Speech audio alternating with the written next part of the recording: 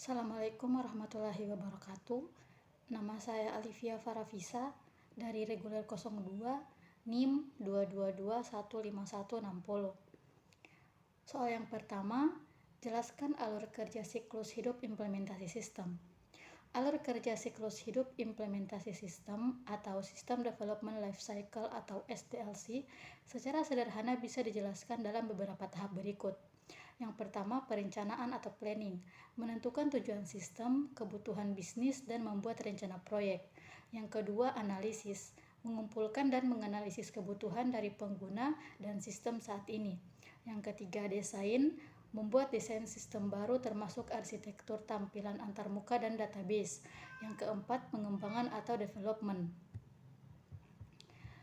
mulai membangun atau memprogram sesuatu sesuai desain. Yang kelima, pengujian atau testing, menguji sistem untuk memastikan bebas dari bug dan sesuai kebutuhan. Yang keenam, implementasi, sistem mulai digunakan oleh pengguna, bisa bertahap atau langsung. Dan yang ketujuh, pemeliharaan atau maintenance, memperbaiki bug, menambah fitur, dan memastikan sistem tetap berjalan dengan baik. Kemudian soal yang kedua, sebutkan teknik pengujian fungsional dan non-fungsional. Pengujian fungsional, yang pertama black box testing, yang kedua boundary value analysis atau BVA, yang ketiga equivalence partitioning, yang keempat decision table testing, yang kelima state transition testing,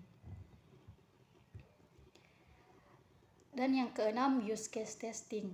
Kemudian pengujian non-fungsional, yang pertama performance testing, yang kedua load testing, yang ketiga stress testing, yang keempat usability testing, yang kelima security testing, dan yang keenam compatibility testing. Soal yang ketiga, apa perbedaan white box dan black box? Perbedaan white box testing dan black box testing. White box testing pengujian dilakukan dengan mengetahui kode sumber sistem, fokus pada bagaimana kode bekerja.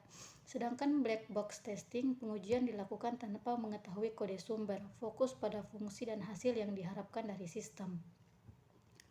Kemudian soal yang keempat, apa yang dimaksud dengan pengujian sistem? Rencana pengujian sistem adalah dokumen yang merinci bagaimana proses pengujian sistem akan dilakukan untuk memastikan bahwa sistem yang dikembangkan berfungsi sesuai dengan kebutuhan dan spesifikasi yang diinginkan. Rencana ini mencakup berbagai aspek seperti tujuan pengujian, ruang lingkup pengujian, jenis pengujian yang akan dilakukan, misalnya pengujian fungsional, pengujian performa atau pengujian keamanan, serta sumber daya dan jadwal yang dibutuhkan.